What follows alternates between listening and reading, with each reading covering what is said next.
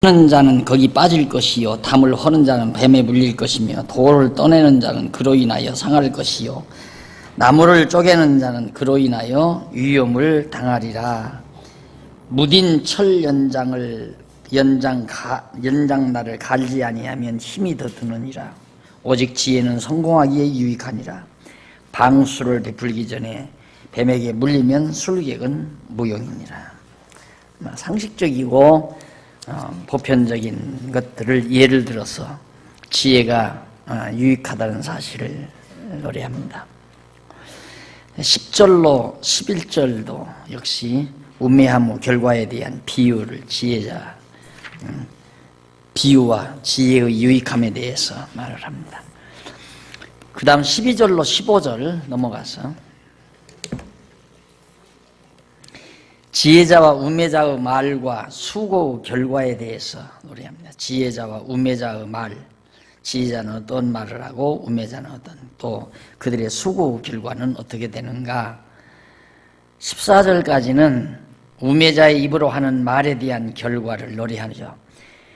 지혜자의 입의 말은 은혜로우나 우매자의 입술은 자기를 삼키나니 그 입의 말의 시작은 우매요 끝은 광팬이라. 말에 대한 내용이죠. 15절은 우매자들의 수고의 결과.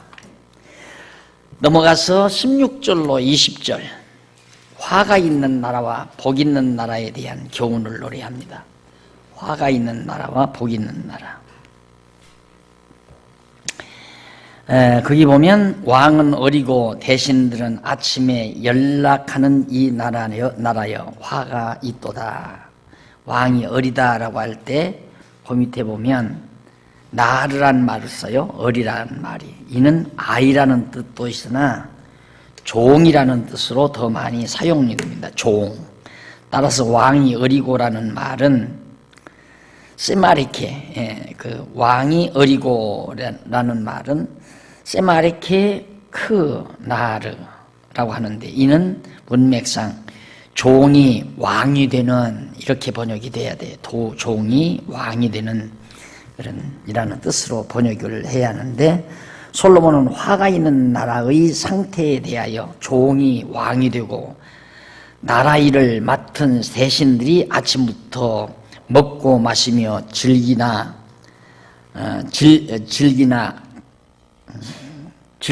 한다는 뜻으로 노래합니다. 이는 하나님께서는 마음을 돌이켜 여호와를 떠난 솔로몬에게 나타나서 이스라엘 나라를 그의 손에서 빼앗아 그 신복에게 주실 것을 말씀하죠. 그러니까 참 불행한 일입니다. 신복이, 종이 왕이 된다. 이제 장차 여로보암, 북쪽 여로보암이 왕위에 오를 것에 대한 내용을 불행하게 보는 내용이죠. 그 다음 18절로 19절은 이쪽 중간 25페이지. 솔로몬이 화가 있는 나라 왕의 태만함과 부패한 생활에 대해서, 화가 있는 나라는 북이스라엘 여로보암이 종이 왕이 돼서 나라 세우는 나라를 말하죠. 그 다음 넘어가서 20절 부패한 왕을 저주하지 말라고 하면서 그 이유에 대해서 노래합니다. 왜 부패한 왕을 저주하지 말아야 되나. 20절에 보면 심중에라도 왕을 저주하지 말며 침방에서라도 부자를 저주하지 말라. 공중에 새가 그 소리를 전하고 날짐승이 그 말을 전파할 것임이니라. 결국 지혜는 남의 비난을 하거나 남을 흉보거나 남을 험담하는 말을 안 하지요. 안 해지죠. 안 하는 게 아니라 안 해지죠. 왜? 항상 지혜자는 마음의 평안을 유지하고 감사함을 간직하고 살기 때문에 남을 헐뜯을 필요도 없고 남을 비난할 필요도 없고 남을 험담하는 말을 할 필요도 없고, 그걸 남을 비난하고 욕하고 험담하는 이유는 자기 스트레스 해소 방법이거든요. 불행한 자입니다. 남을 험담하고 욕한다고 하는 것은. 그래서 바로 그런 거 하지 말아라. 공연히 북이스라엘 왕 험담하고 욕하다가 그것을 북이스라엘이 왕이 알면 쳐들어와서 괴롭힐 수도 있잖아요. 미련한 짓이죠, 그게. 다 하나님의 손에 달려있는 일인데, 그러니까 하나님이 또 저렇게도 하시는구나. 모든 만사를 그렇게 생각하시면 됩니다. 어떤 일이 일어나도록 하나님은 이렇게도 해 가시는구나. 그 다음에는 이제 더 할 어떤 말이 없잖아요. 하나님이 이렇게 하시는구나. 누가 막 예를 들어서 나를 비난하고 나를 많이 욕한다 하십시다. 그럼 그걸 얼른 당장 내 화부터 내 감정부터 폭발하지 말고 지혜는 하나님이 왜 이렇게 하실까? 하나님은 이렇게도 하시는구나. 무슨 뜻이 계시겠지. 내일 일은 우리가 모르니까. 그러면 차분하게 내일을 기다리는 거죠. 장래 일을 하나님이 하시는 일을 보기 위해서. 그런 것들이 이제 지혜자가 취하는 바른 태도다. 심판을 하시는 하나님에 대해서 이제 11장, 12장 2번이죠.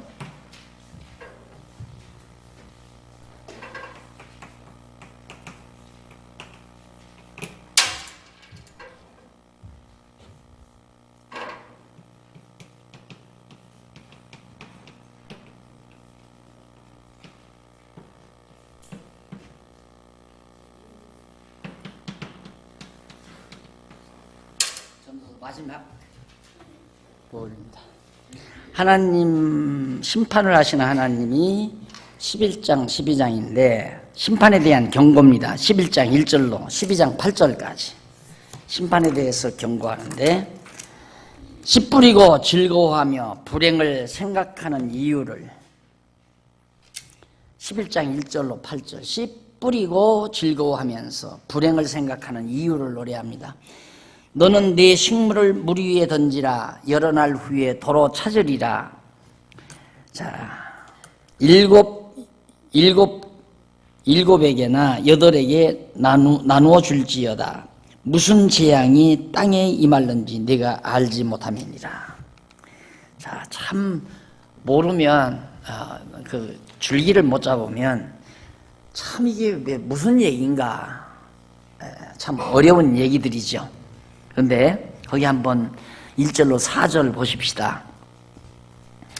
밑에서 11번째 줄 1절로 4절 솔로몬이 소망을 가지고 곡식을 계속해서 뿌리라며 그 이유에 대해서 노래하는 내용인데 네 식물을 물 위에 던지라고 하면서 여러 날 후에 도로 찾으리라고 노래했습니다. 이는 곡식을 수분이 많은 물가에 뿌려야 하는 까닭은 여러 날 후에 수확할 수 있기 때문이죠.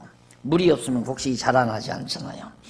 그리고 7개나 8에게 나눠주라고 하시면서 무슨 재앙이 땅에 임할는지 알지 못하기 때문에 이는 7번에서 8번까지 씨앗을 나누어 뿌려야 하는 까닭은 어떤 재앙이 땅에 임할지 알 수 없기 때문이라는 뜻으로 노래한 거예요. 7에게나 8에게 이렇게 하는 게 아니라 7번에서 8번까지 씨앗을 골고루 나누어서 이렇게 뿌려야 한다. 왜냐하면 땅에 예를 들어 씨를 뿌렸는데 한재가 들어서 전부 다 안다버렸다. 그럼 또 뿌려야 되잖아요. 그러니까 씨앗 있는 걸 한꺼번에 다 뿌리지 말고 7이나 8번 이렇게 나눠가지고 땅에 재앙이 오면 또 뿌리고 또 비가 안 오면 또 뿌리고 이렇게 해서 해야 된다. 왜? 땅에 어떤 한재가 임할지 누구도 모르는 일이기 때문에 씨앗은 잘 보관해 둬야 된다. 그런 뜻에서 한 말입니다. 그래서 구름에 비가 가득하면 땅에 쏟아지며 나무로나 북으로나 쓰러지면 그 쓰러진 곳에 그냥 있으리라. 풍세를 살피는 자는 파종하지 아니할 것이요 구름을 바라보는 자는 거두지 아니하리라. 천기 하나님께서 주관하시는 천기와 밀접한 관계가 있기 때문에 씨앗을 지혜롭게 잘 뿌려야 된다는 그런 의미로 지금 비유를 삼아서 얘기를 하는 겁니다. 그리고 이제 5절로 6절에 보면 이쪽 31절 손을 거두지 말고 씨를 부지런히 뿌리라면서 그 이유에 대해서 왜 씨앗을 계속 뿌려야 되는가? 그 이유는 뿌리지 아니하면 거둘 수 없기 때문이죠. 5절 6절 보십시다.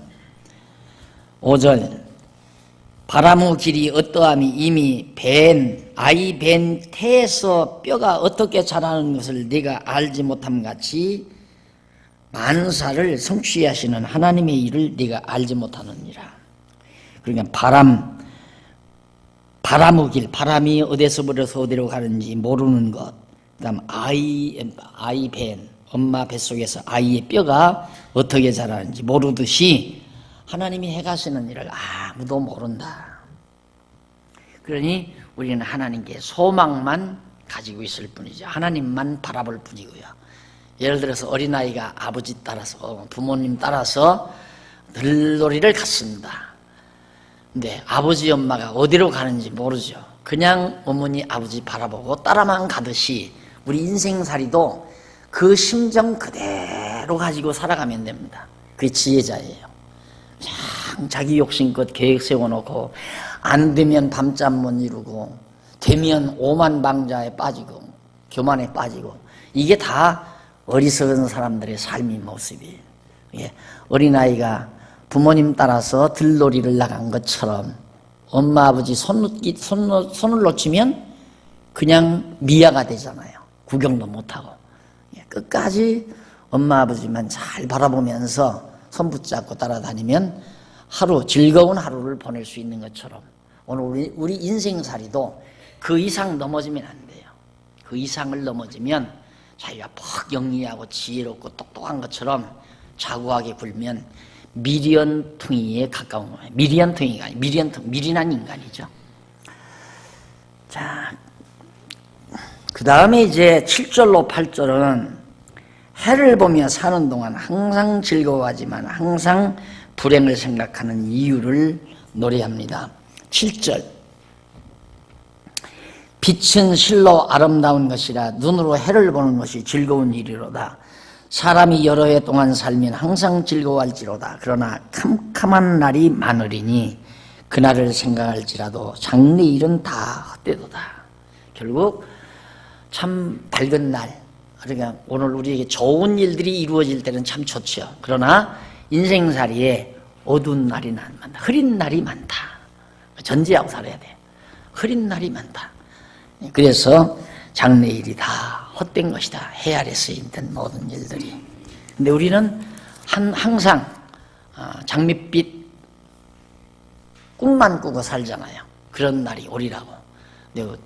그런 날이 오리라고 기대했는데 또 먹구름이 밀려오고 해맑은 날이 올 줄 알았는데 또 뭉게구름이 밀려오고 어두운 날이 밀려오고 궂은 날이 오고 비바람이 불고 폭풍이 몰아닥치고 이런 삶이 우리가 이 땅에서 사는 삶이기 때문에 전능하신 하나님께 의존하고 살기 전에는 진정한 참 평안을 얻을 수 없는 것이 이 지상이라는 사실을 아는 게 지혜입니다.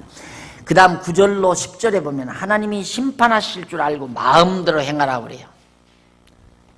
거기 읽어보면 청년이여 네 어린 때를 즐거워하며 내 청년 날을 마음에 기뻐하여 마음이 원하는 길과 내 눈이 보는 대로 쫓아 행하라.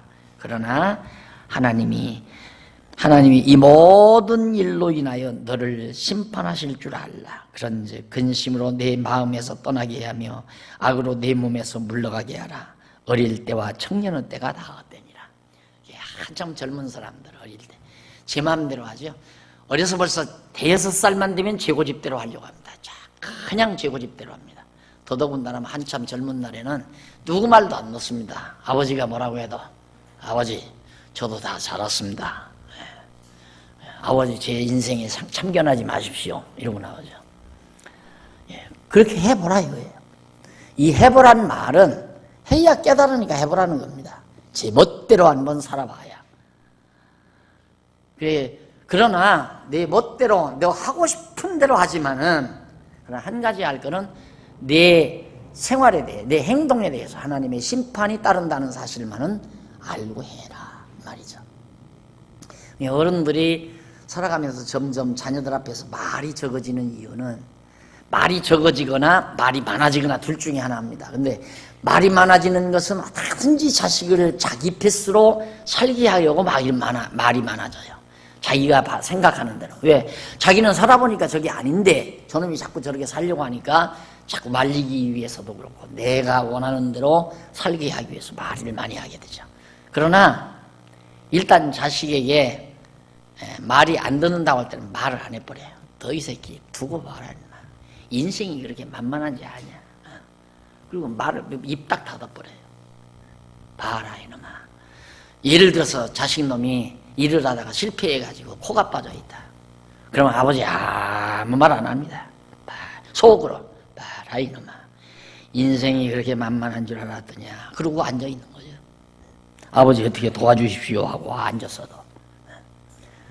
그래서 참 젊은 날에 지혜를 깨닫고 여호와 경외하며 사는 것이 굉장히 복인데도 이 잠언서에 보면 시편인가 이 전도서에 보면 아주 어렸을 때 어려서 저물줄을 기억하고 그다음 젊은 날에 아무 낙이 없다고 할 해가 오기 전 늙기 전에 한 번 있고 그다음 죽기 전에 한 번 있고 인간이 하나님 앞에 돌이킬 세 번의 기회를 잠언서가 전도서가 얘기해요. 아주 어렸을 때 유아 세례 받아서 키우는 거 제일 복이죠. 그다음 그때 아니면 이제 젊은 날 아주 그냥 혈기방장하게 살아가다가 뭔가 철이빨이 들면 신앙을 찾습니다. 그다음 그때 안 찾으면 늙어서 병원에 누워가지고 목사님 좀 보고 싶다고 그렇게 하기 전 죽기 전에 그때야 하나님 찾는 그게 인간의 미련함이죠. 자, 하나님의 심판이 있다는 사실을 알라고 말하면서 12장 1절로 8절에 보면 늙음과 재앙과 죽음 전에 창조자를 기억하라. 여기 바로 나오잖아요. 너는 청년의 때 곧 곤고한 날이 이르기 전 나는 아무 낙이 없다고 할 해가 가깝기 전에 늙기 전에 하나님 여호와 찬양해라. 그리고 뒤에는 죽기 전에 하나님 여호와를 창조자를 기억해라 하는 내용이죠. 그러지 않으면 심판이 온다는 얘기예요. 그 다음 마지막 12장 9절로 14절 여기 38페이지 한쪽 가로 2번 심판에 대한 확증 반드시 심판이 있다. 9절로 10절에 보면 지어서 기록한 잠언은 정확해서 진리의 말씀이다. 여기 지금 잠언 지금 우리가 전도서도 하죠. 이 잠언 이 잠언서나 전도서나 다 잠언이에요. 이 말씀은 너무 정직해서 올바라서 너무 바른 거라서 진리의 말씀이다. 틀림없다 이 말이에요. 그래서 여러분 아무리 바빠도 그저 한 달에 한 번씩이라도 전도서는 한 번씩 감상하시는 게 참 좋습니다. 물론 잠언전도 다 하면 좋지만 잠언은 좀 길잖아요. 지금도 유대인들은 날마다 감상한답니다. 전도서 12장을 하루 일과 시작 전에 이 12장은 꼭 읽고 살아간대요. 그러니까 유대인들의 사고방식이 달라요. 전혀 달라요. 여러분들 유대인들은 그렇게 돈 많고 대단해도 유대인들 올림픽 경기 나오는 거 봤어요? 이스라엘 팀 다 봤습니까? 그런 거 안 해요. 그 사람들은 생각이 달라요. 전혀. 그리고 깊고요. 유대인들의 사고방식이 굉장히 깊습니다. 이건 그만큼 어려서부터 이 전도서를 매일 아침 읽는다고 하는 것은 대단한 거거든요. 예, 여러분들이 지금 전도서를 성경 공부를 하면서 지금 중간에서 배우는데 이거 엄청난 내용입니다. 대단한 내용. 사리가 터지는 내용이거든요. 만사의 모든 만사 만물에 대한 이치가 터지는 여기에 종합적으로 종합세트 아닙니까? 대단한 거예요. 이 속에 모든 게 다 담겨져 있습니다. 지혜의 보고라고 생각하면 돼요. 그래서 마음이 혹시라도 찹찹하고 그러시거들랑 그냥 앉아서 공연히 눈물 흘리지 말고 전도서 펴서 1절부터 쫙 읽어가느라면 자기도 모르게 어느 순간 차분하게 마음이 정리가 될 겁니다. 11절로 12절에 10절로부터 9절로부터 12절에 보면 그건 반드시 진리의 말씀이다. 그리고 11절로 12절은 말씀과 두목은 하나님이 주셨다면서 훈계를 받으라고. 이 말씀과 두목, 다스리는 자는 하나님이 주신 것이다. 그 다스리는 자들의 훈계를 꼭 받아야 된다. 예, 훈계라고 하는 것은 자기 말로 하는 게 아니라 하나님이 주신 말씀으로 훈계하는 거기 때문에. 자, 그죠? 회중의 스승의 말씀이란 말 나오죠? 거기 보면 40페이지에 보면 히브리어 나옵니다. 회중의 스승의 말씀이라는 말이 나오는데 이 말씀은 이는 회중의 두목이라는 뜻입니다. 회중의 두목. 회중의 스승의 말씀이라는 이 말은 회중의 두목이다. 회중 가운데서 다스리는 자. 우리의 회중의 두목은 예수 그리스도가 머리 아니에요? 두목. 우리의 머리, 두목. 그리스도의 가르침, 통치 아래에 있다고 하는 것은 가장 큰 행복이죠. 13절로 14절 하나님을 경외하고 명령을 지켜야 하는 이유. 왜 하나님을 경외하고 명령을 지켜야 하는가? 일의 결국을 다 들었으니, 일의 결국을 다 들어. 인생사, 이 세계 만사, 모든 만사 일의 결국이 다 전도서에 담겨져 있어요. 세상 만사, 세계사도 동양사도 모든 서양사도, 내 개인의 역사도, 한국 역사도, 미국의 역사도, 유럽의 역사도 전부 다 모든 만사 결론이 여기 있다 이 말입니다. 그게 모든 일의 결론이니까 다 나와 있잖아요. 아까 말씀드린 대로 이 결론을 우리가 결국을 들었으니까 뭐냐? 야, 결국은 하나님 경외해야 되겠구나 이거예요. 하나님을 경외하고 그 명령을 지켜라. 그거 이상 없다고 말이에요. 하나님을 경외하면서 그 말씀을 순종하고 따르는 건 이상 인생에 있어서 가장 값진 것은 없다. 이것이 사람의 본분이다. 인간의 본분이 뭔가? 본디의 직분이 뭔가? 인간이 해야 될 가장 중요한 본분이 뭔가? 하나님 경외하고 그의 말씀을 따르는 것, 순종하는 것. 그게 인간의 본분이다 이 말이에요. 하나님은 모든 행위와 모든 은밀한 일을 선악간에 반드시 심판한다 이 말이죠. 선악간에. 선은 하나님의 기쁘신 뜻대로, 뜻, 하나님이 싫어하시는 뜻, 악.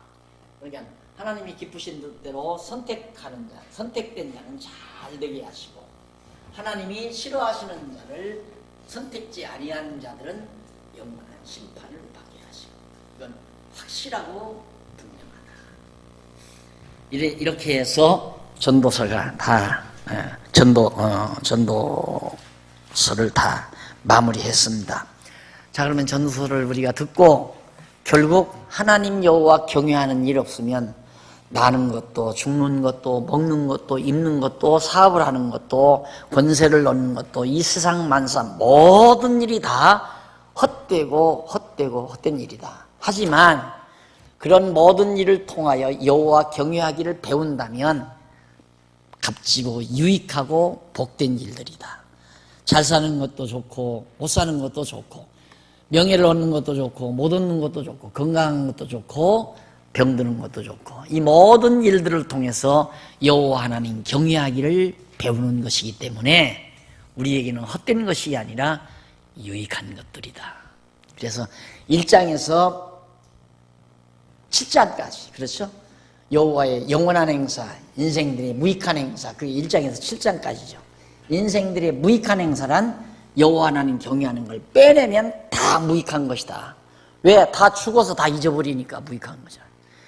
아무리 영혹을 열사들 부와 영화, 권좌를 누리며 이 세상을 다 누비며 살았다 할지라도 죽으면 한 주먹으로 다 들어가 버리니까 다 헛된 것들이다. 그러나 그것이 왜 우리에게는 유익한가? 그 모든 일들을 통해서 영원한 행사의 이치를 우리가 알고 여호와 하나님 깨달아 알기 때문에. 그래서 제가 단마디로 그런 말을 우리는 왜 사는가? 여호와 경외하기를 배우기 위해서, 여호와 경외하기를 배우기 위해서 산다. 오늘 아침 내가 아침에 일어나서 출근을 한다. 왜? 일하러 출근하러 가. 일하려고 출근한다. 아니죠. 궁극적인 데까지 해야죠. 오늘 가서 일하는 과정을 통해서 여호와 경외하기를 배우러 간다. 하루의 일과도, 한 달의 일과도, 1년의 일과도 다 여호와 경외하기를 배우는 일이에요. 내가 오죽하면 그 얘기하지. 내가 목회가 난 목적이 아니라고 그랬잖아요. 장안주하게 목회하는 게 목적이 아니에요. 이거 역시도 여호와 경외하기를 배우게 하시려는 거죠. 나는 너무너무 잘 배우잖아요, 목회를 하면서. 그럼 목회하니까 잘 배우는 아니에요. 어디 시골에 가서 농사를 지어도 잘 배울 거예요. 상관없어요. 어떤 방법을 통해서라도 결국 여호와 경외하기를 배우는데 모든 일에 의미가 있고 이치가 담겨져 있는 겁니다. 자, 이렇게 해서 전도서 마친 다음, 그 다음 이제 아가서로 넘어갑니다. 제5장.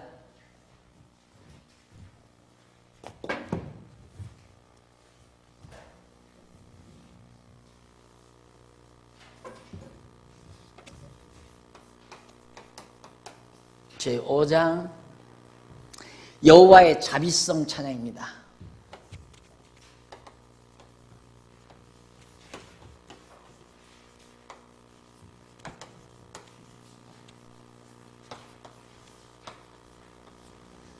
사장은 전도서였죠. 여호와의 영원성 찬양. 영원성. 여호와의 영원한 행사가 없으면 우리 다 헛거예요. 다 헛거예요. 아무것도 아니에요. 다 무익한 것이고 하나님의 영원한 행사가 없다면, 그것이 이제 전도서였다면, 아가서는 여호와의 자비성, 사랑을 노래하는 거죠. 사랑을, 하나님의 자비성을 찬양하는 내용이 아가서다. 그럼 이 아가서도 역시 이스라엘 백성들, 아브라함에게 하나님이 아브라함을 사랑하셔서 언약하시고, 그렇죠? 언약하시고 언약대로 다윗을 세워서 성취해 주시고,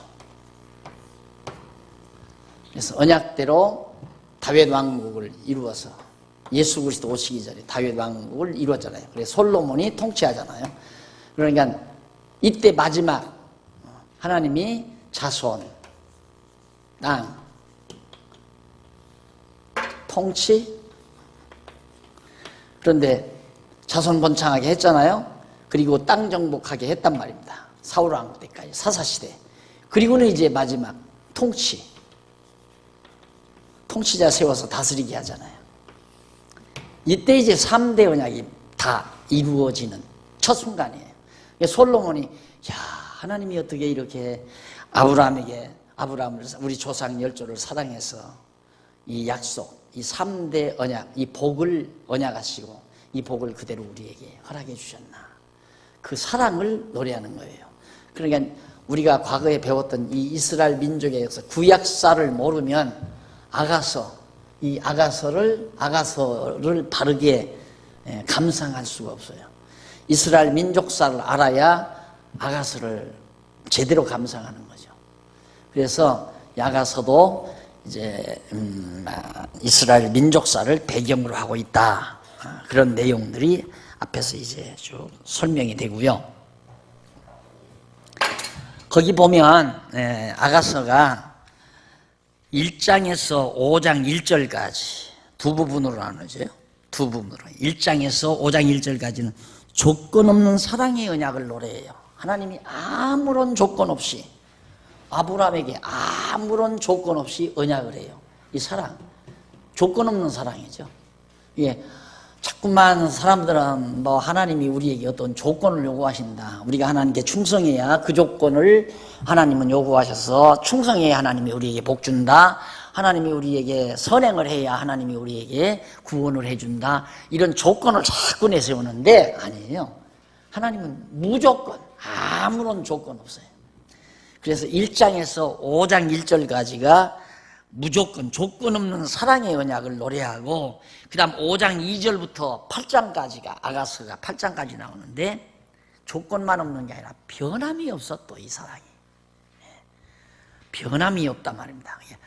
조건 없이 변함없는 그런 사랑, 조건 없이 변함없는 사랑을 영원한 사랑으로 하나님의 영원한 자비성, 사랑, 자비성을 노래하는 내용이 아가서다. 어렵지 않죠. 자, 넘어가서 46페이지 4546페이지 위에서 세 번째 줄, 아가에 소개된 솔로몬의 노래는 이스라엘에 대한 여호와 하나님의 역사 섭리에 바탕을 두고 있다 나오죠. 예, 집에서 복습하셨으면 다 읽어보셨을 겁니다. 이제 3대 언약도 거기 다 나오고요. 예, 그러면 그런 내용들이 다 노트를 다 해드렸으니까 참고하시면 됩니다. 그 다음 이제 넘어가서 본문으로 넘어가서 48페이지 1절 조건 없는 사랑의 언약. 1절 제1절 조건 없는 사랑의 언약. 그것이 1장에서부터 5장 1절까지. 아주 논리적이죠. 아가서도 다 그래요. 전부 너무너무 논리적 체계를 잘 지니고 있습니다. 그래서 공부하기가 아주 쉽죠. 아주 너무. 그 가운데서 이제 조건 없는 사랑의 언약 가운데서 처음 사랑의 언약, 이것이 1장에서 2장 7절까지 처음 사랑의 언약 여기죠. 아브라함에게 하나님께서 갈대아 우르에서 아브라함 불러가지고 하나님께서 사랑으로 아브라함과 언약을 맺습니다. 사랑의 언약을. 그 내용 가운데서 1장 1절로 4절 넘어가 보세요. 51페이지. 신부와 궁녀들의 신랑에 대한 사랑의 아가를 노래합니다. 사랑의 노래를, 사랑의 아가를 노래하는 내용이 1절로 4절. 누가? 신부와 궁녀들, 예루살렘 솔로몬 왕궁의 궁녀들이 신랑에 대해서 노래를 해요. 솔로몬의 아내, 솔로몬이 자기 아내와의 사랑을 바로 이 이스라엘 백성과 하나님과의 사랑으로 그걸 이렇게 승화해서 노래를 하는 겁니다. 그러니까 솔로몬이 신랑이고 자기 아내가 신부고 이 사이를 이제 실제로 이제 노래를 하는 거예요. 그 노래를 통해서 하나님과 이스라엘 백성과의 사랑을 이제 이렇게 승화시켜 노래하는 것이 바로 이 아가서의 핵심 내용입니다. 자, 거기 보면 솔로몬의 아가라 그랬어요. 솔로몬의 아가라 했는데 이 아가란 말은 슈르하슈림이란 말이에요. 거기 히브리어 나오죠. 이는 문자적으로 번역하면 노래 중의 노래라는 얘기입니다. 노래 중에 노래. 아가란 말은 사랑의 노래라는 말도 되고 노래 중에 가장 좋은 노래는 사랑의 노래죠. 그렇잖아요. 그 이상 더 좋은 노래가 없잖아요. 사랑의 노래라는 것이. 그래서 노래 중에 노래란 말은 사랑의 노래. 그래서 아가, 사랑아 노래 같자. 그래서 아가라고 그렇게 노래합니다. 가장 아름다운 노래라는 뜻이죠. 그 다음 2절로 4절에 보면 솔로몬이 신부와 궁녀들의 신랑에 대한 사랑의 아가를 노래하는 내용입니다. 궁녀와 신부가 솔로몬을 어떻게 노래하는지 보십시다. 2절. 내게 입맞추기를 원하니 네 사랑이 포도주보다 나음이로구나. 네 기름이 향기로워 아름답고 네 이름이 쏟은 향기름 같으므로 처녀들이 너를 사랑하는구나. 왕이 나를 침궁으로, 이건 신부가 하는 얘기죠. 왕이 자기를, 신부를 침궁으로 이끌어 들이시니 너는 나를 인도하라. 우리가 너를 따라 달려가리라. 우리가 너를 인하여 기뻐하며 즐거워하리니 네 사랑이 포도주에서 지남이라. 처녀들이 너를 사랑함이 마땅하니라. 신부가 자기 신랑을, 많은 처녀들이 자기 신랑을 연모하는 것을 생각하면서 자기 신랑을 노래하는 내용입니다. 마찬가지로 아브라함, 허다한 족속들이 많이 있죠. 많은 족속. 노아의 후손 가운데 뭐 얼마든지 많이 있어요. 그런데 하필이면 어쩌면 아브라함이었는가. 그 많은 족속 가운데 하나님께서 아브라함 하나 딱 찍어가지고 사랑의 언약을 맺는 이런 장면을 바로 여기에서 연출하고 있는 겁니다.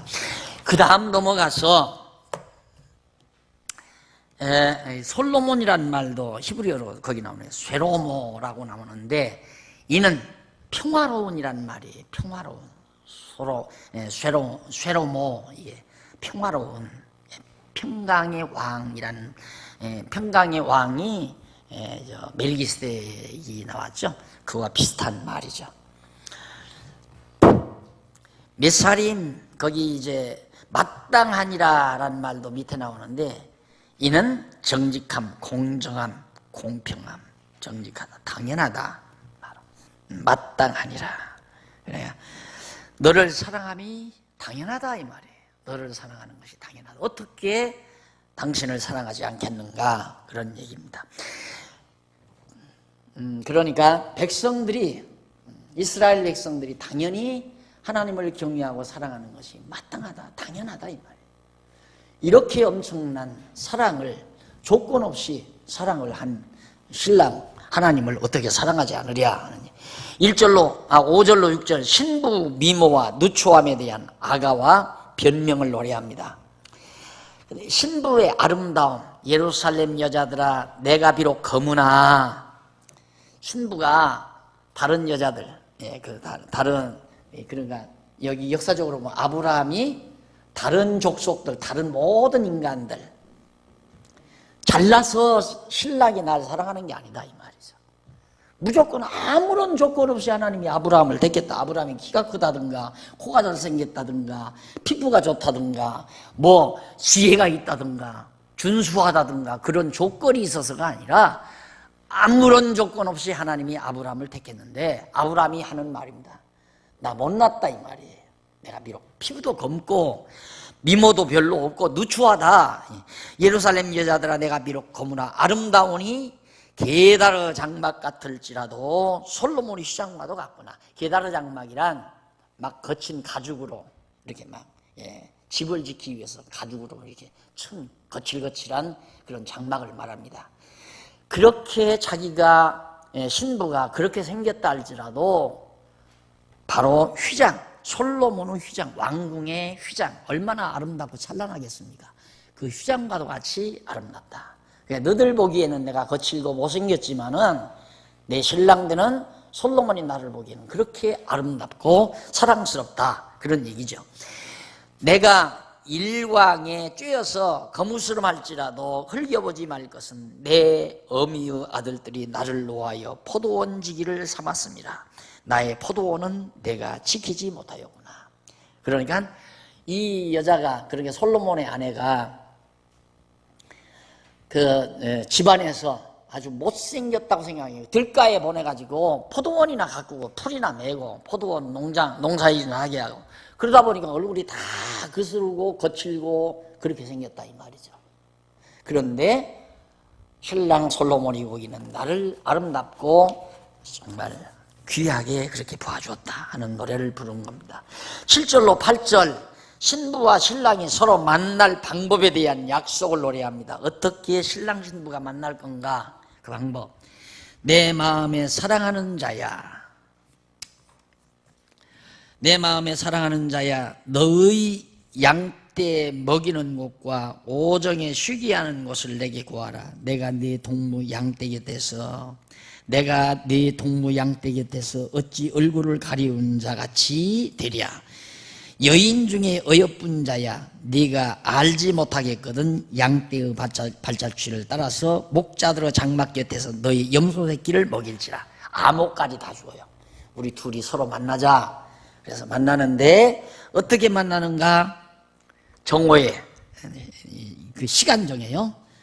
곳과 양떼 먹이 장소 양떼 먹이는 곳 거기가 장소고 시간은 정오에 편히 쉬게 하는 것을 내게 구하라. 내게 구하라. 그거 알게 해라. 내가 글로로 찾아가마 그 말이죠.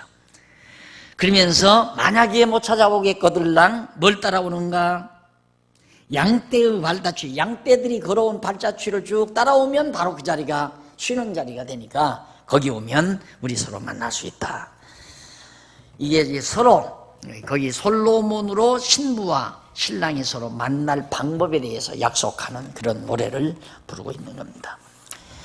자, 그 다음 9절로 11절 신랑이 신부 미모와 사랑의 선물 만들 것을 노래하지요.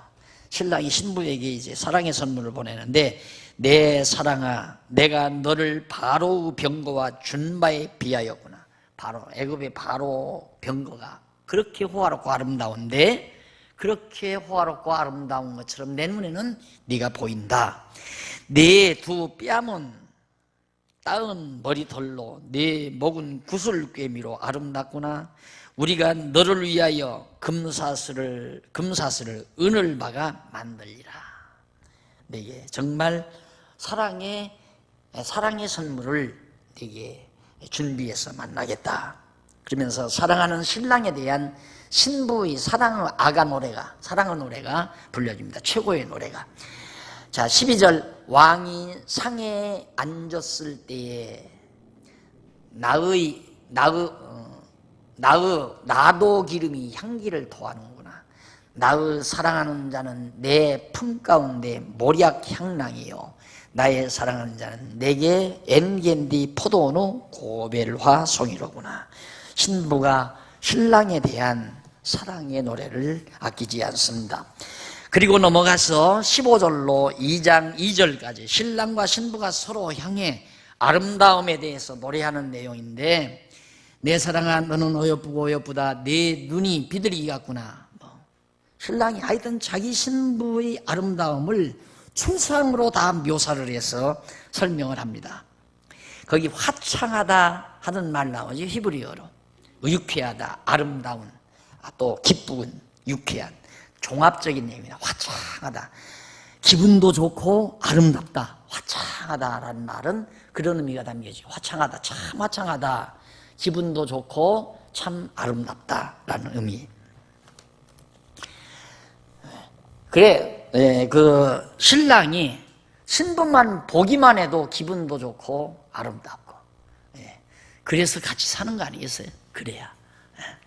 또 그것이 이제 서로 도움이 되는 거. 그러니까 하나님께서 이스라엘 백성만 보기만 봐도 그렇게 하나님이 좋으시고 즐겁고, 그걸 얘기하는 거예요. 쉽게 말하면 하나님이 그처럼 우리를 사랑하고 우리를 관심을 가지고 계시다.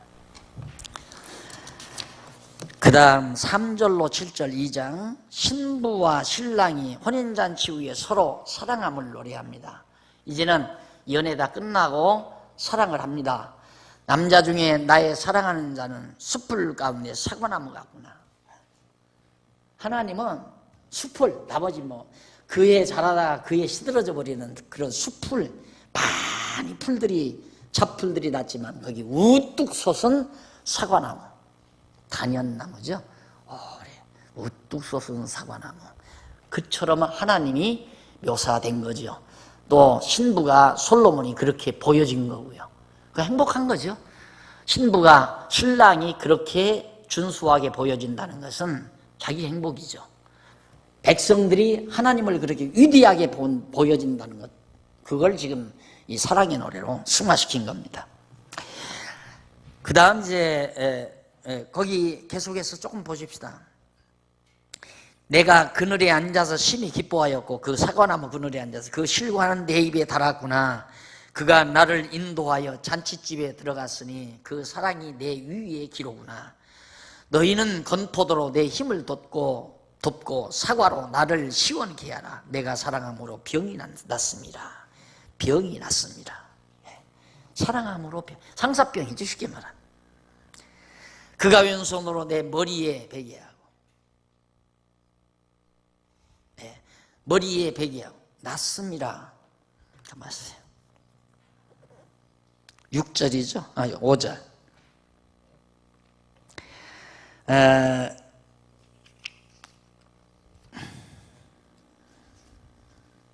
거기 신부는 궁녀들에게 신랑을 너무 사모하는 나머지 자기 몸이 쇠약해졌으므로 건포도와 사과를 먹도록 해서 자기로 건강하게 회복해 달라는 그런 뜻으로 노래한 거죠.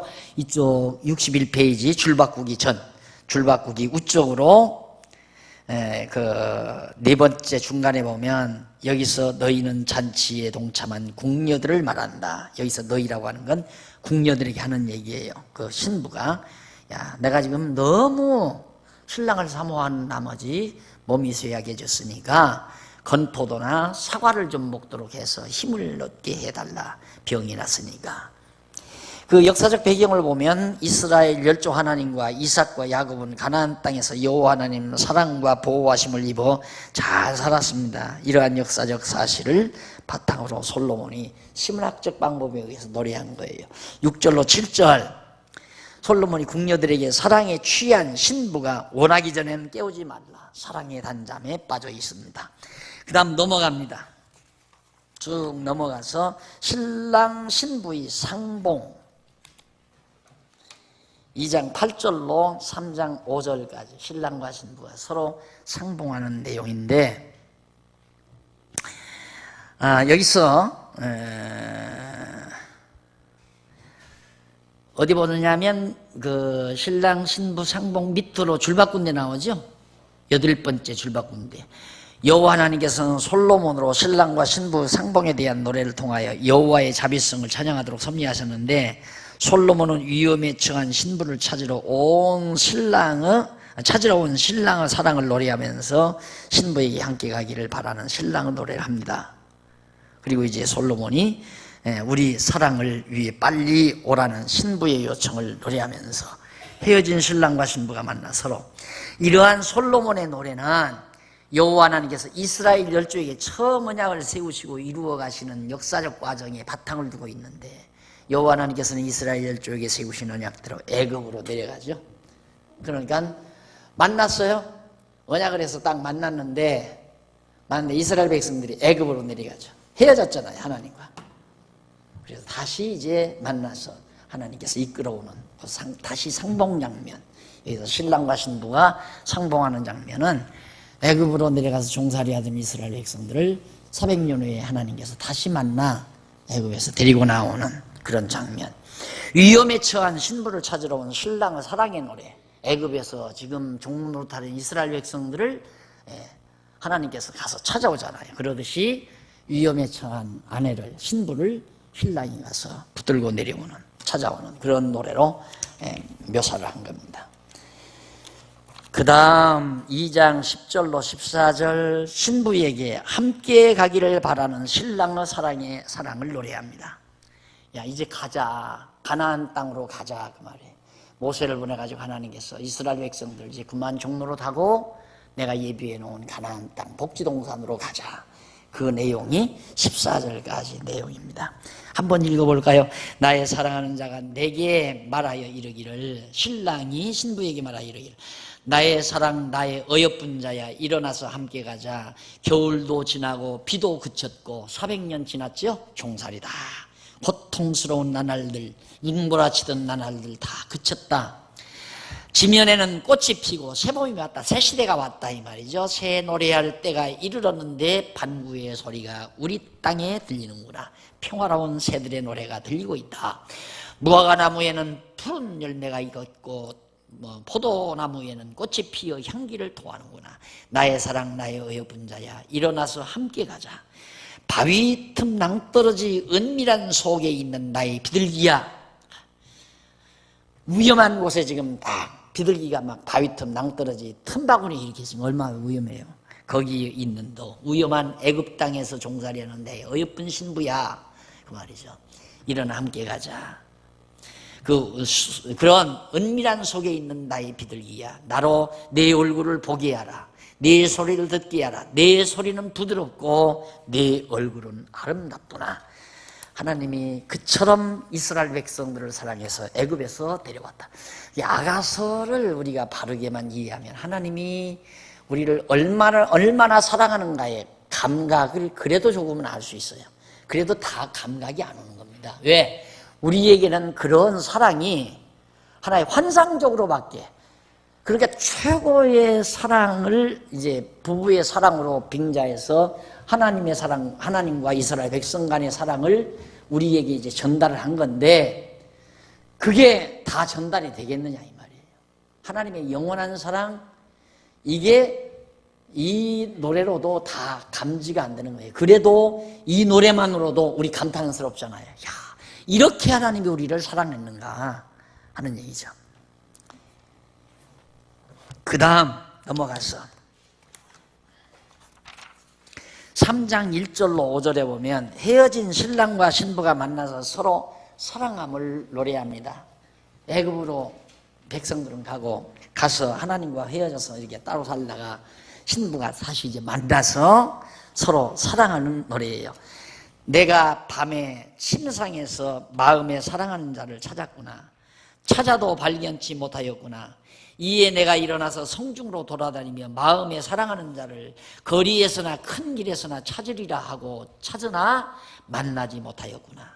그동안 애굽에 가서 종살이하는 동안 이스라엘 백성들을 하나님이 만날 수가 없었잖아요. 만나지를 못했잖아요. 백성과 성중으로 순행하는 자들을 만나서 묻기를 내 마음에 사랑하는 자를 너희가 보았느냐? 여기 이러이러한 여자 있더냐? 지나가는 걸 봤느냐? 하고 그들을 떠나자마자 마음에 사랑하는 자를 만나서 그 말을 묻자마자 그만 사랑하는 자기 아내를 만나서 그를 붙잡고 내 어미 집으로 나를 잉태한 자의 방으로 거기 가기까지 놓지 아니하였노라. 가나안 땅 거기가 아브라함을 불렀던 곳이고 거기가 바로 하나님께서 아브라함과 약속하는 것이고 그 땅으로 가기까지 하나님께서 손을 놓지 않고 꼭 그 이스라엘 백성의 손을 잡고 가나안 땅으로 갔다. 그걸 지금 이 노래로 그렇게 묘사하는 겁니다. 예루살렘 여자들아 내가 노루와 들사슴으로 너희에게 부탁한다. 사랑하는 자가 원하기 전에는 흔들지 말고 깨우지 말라. 사랑의 단잠에 빠져있는 모습을 잘 말하고 있습니다. 서양인들은 부부가 쉬는 동안 눈앞에다가 방해하지 마십시오 하고 붙여놓는다고 그러잖아요. 바로 그 얘기예요. 우리 하나님과 이스라엘 백성들이 가나안 땅에 들어가서 사랑의 단잠에 취했으니 이방 민족들 너희들 아무 잡소리 말고 조용히 해라. 그래서 솔로몬 왕 때 아무런 대적들도 와서 나라를 귀찮게 하지 않죠. 정말 사랑의 깊은 사랑의 단잠에 빠져있는 모습이 솔로몬 왕국의 모습이라고 생각하면 됩니다. 자, 그 다음 이제 영광스러운 혼인잔치가 3장 6절로부터 5장 1절까지 나와요. 영광스러운 혼인잔치. 자, 여기 와서 이제 영광스러운 혼인잔치가 벌어져요. 솔로몬 왕국이. 자, 여기까지 하고 다음 시간에 이 부분부터 공부하도록 하고 오늘 강의 여기서 마무리합니다. 기도하십시다. 하나님이 우리를 얼마나 사랑했는가를 다시 한번 감지하게 하심을 감사드립니다. 우리는 그 사랑이 너무 크고 너무 웅장하기에 알지 못하고 방황하고 어리석게 살아가는 모습들, 너무나도 초라함을 우리들이 느끼지 않을 수 없습니다. 하나님 아버지, 지혜를 주셔서 하나님이 나를 얼마나 사랑하는가를 깊이 마음에 새김질하게 하시옵소서. 그래서 두려워하지 말게 하시고 항상 하나님의 사랑의 품 안에서 참 평강과 기쁨과 감사를 누리며 사는 슬기와 지혜를 허락해 주시옵시기를 비오며 예수님 이름으로 기도드립니다. 아멘.